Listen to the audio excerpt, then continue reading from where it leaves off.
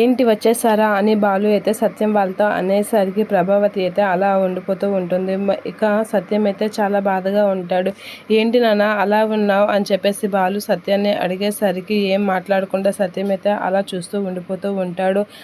అక్కడ మౌని బాగానే ఉంది కదా, తనకేం ఇబ్బంది లేదు కదా, ఆ సంజయ్ గడు మౌనిని ఏం అనట్లేదు కదా, తన్ని బాగానే చూసుకుంటున్నాడా అని అడిగేసరికి ప్రభావతి అయితే బాలు కాస్త అలా చూస్తూ ఉంటుంది. ఇక బాలు అయితే సత్యాన్ని అడుగుతూ ఉంటాడు. ఏంటి సంజయ్ ఏమైనా అన్నాడా అని అడిగేసరికి సత్యం అయితే ఏం మాట్లాడకుండా అలా చూస్తూ ఉంటాడు.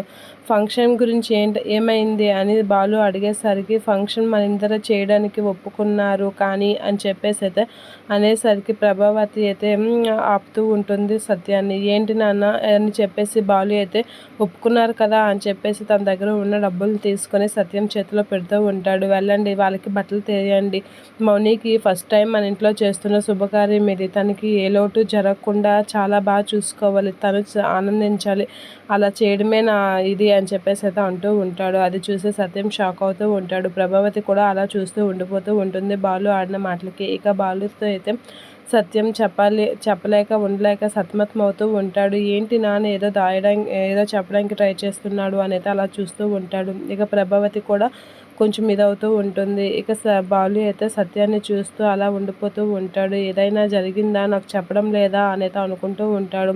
ఇక సత్యం అయితే ఫంక్షన్లో నువ్వు ఉండకూడదు అని చెప్పడానికైతే ట్రై చేస్తూ ఉంటాడు.